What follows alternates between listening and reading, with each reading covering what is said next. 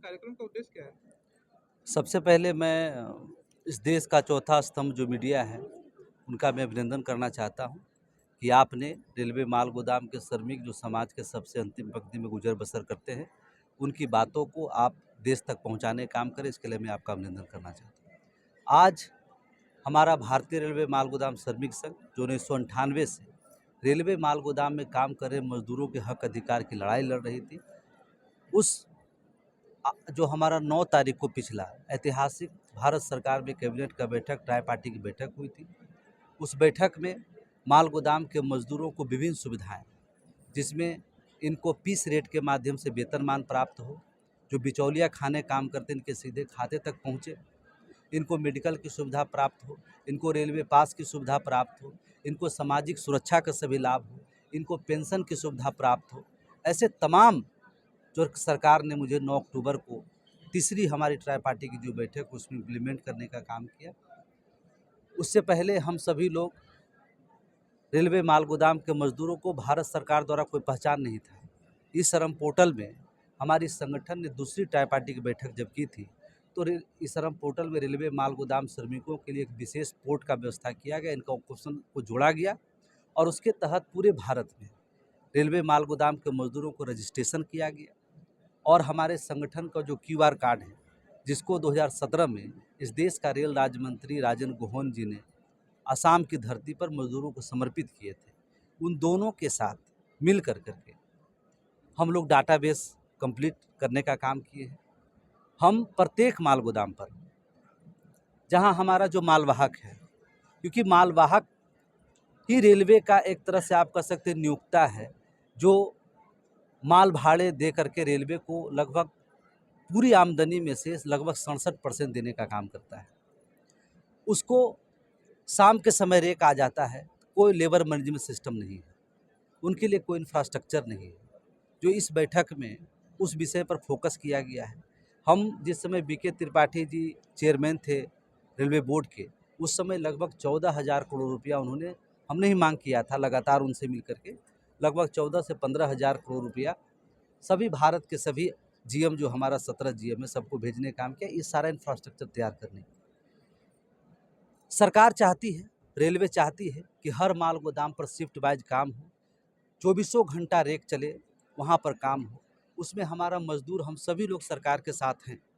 उसमें हम जो इंफ्रास्ट्रक्चर कमी थी उस विषय को मैंने रखा है और उसमें बहुत सा जगह बन भी गया है, कहीं टेंडर हो रहा है, ये सब काम भी है। मालवाहक को हम किसी भी प्रकार से उनको डैमेज नहीं लगने देंगे, जो हमेशा लगता है। वेटिंग चार्ज लगता है, वहाँ जो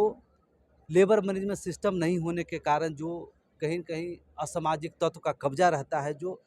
मजदूरों को भी प्रताड़ित करता है और मालवाहकों को भी प्रताड़ित करता है, ये समस्या से पूरी तरह समाधान निकलेगा। आज इस कार्यक्रम में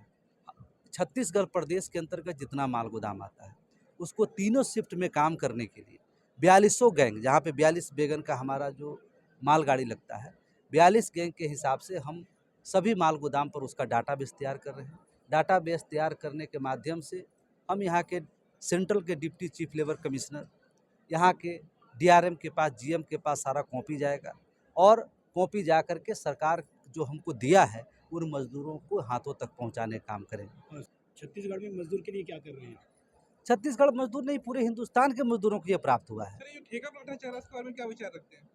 ठेका प्रथा जहाँ पर सालों भर काम करने की व्यवस्था हो, जिसके बिना काम नहीं हो सकता हो, वहाँ पर ठेका प्रथा से काम नहीं चलेगा। वहाँ पर रेगुलर बेसिस पर काम करना हो।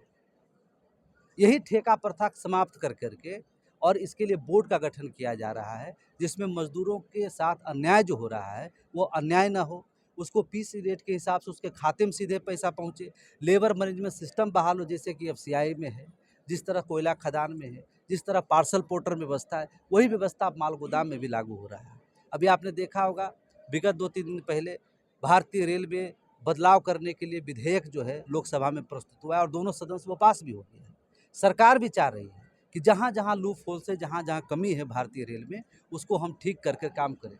लेबर मैनेजमेंट सिस्टम बहाल होगा, मजदूरों को अस्थायी तौर पर काम मिलेगा, उनको एक जिम्मेवारी मिलेगी, उसमें सरकार का दखल होगा, तो पूरी तरह से आज जो 70% 65% की आमदनी भारतीय रेल को इस व्यवस्था में आ रही है, वो कहीं न कहीं